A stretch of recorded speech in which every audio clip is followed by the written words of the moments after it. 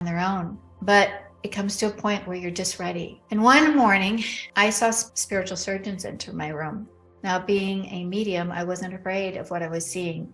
They looked like they were wearing, doctor suits, and I knew that they were here for me, but I didn't know what they were going to do. They proceeded to start working on my body, and I remember them going into my abdomen, kind of over here near the pancreas. And I remember it being excruciating, just so much pain. And I said, Deborah, you have to go through this pain. You just have to continue to go through it, because this is what God is sending to heal you. Well, in order to continue to go through this pain, I knew I just had to remove my mind. I had to disconnect from my body. So I took a deep breath. And when I took the deep breath and let it out, my soul came out of my body. And what happened at that point is I can remember floating up and up and up. And I came to a stop. And when I stopped, when I looked all around, it was all white. It was like I was just standing on a cloud. I was no more in pain, but I was just standing there. I'm like, okay, I'm here alone. Now.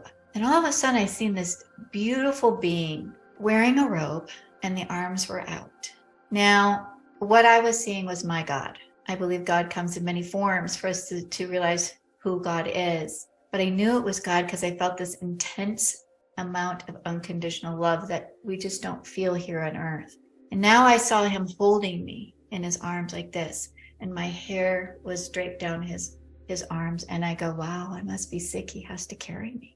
And he carried me to this beam of light, and he placed my body on the beam of light. Next to the beam of light was a coffin, and it looked like Snow White's beautiful coffin. And I'm like, oh, could I just try it out? But I knew that maybe that was a decision. If I go into that coffin, it's done. So I didn't. God proceeded to take me to this beautiful space, and it was like in a dome. And I said, why do we have to go into the dome? And he said, because we're going into the dome because no one else in the universe can hear what we're going to talk about. I'm like, okay. I wasn't afraid. And I sat down, and there was this long piece of paper, and he said it was my lifeline contract. Okay.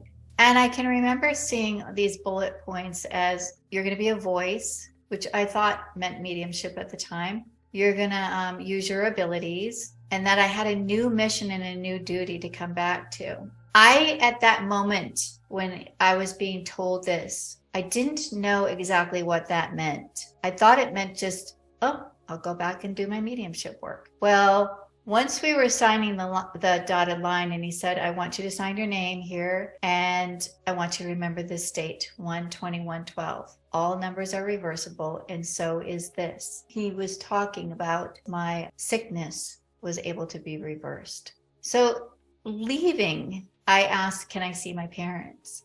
I wanted to stay there. I was not in any pain. I felt full of love. And he's like, no, if you see your parents, you'll never go back. I said, but okay, well, can I stay here for a while because I'm not in any pain? They're like, no, you need to go back. You have a new mission and a new duty right now. And I was like, okay. I knew if I went back, I was going to be healthy again. So I remember signing the contract, and God said, I'm going to sign this contract with you. So we were taking an oath together. And he said, remember this date, 1/21/12. All numbers are reversible, and so is this. You were on borrowed time. So I proceeded to go back, and when I went back, I could feel myself floating back down. And then when I went into my body, it felt like it just was like a wave, like getting back in. And I can remember as if I was held underwater. I was like that, taking my first breath. And I said, what happened just now? What just happened? The spiritual surgeons were no longer in the room.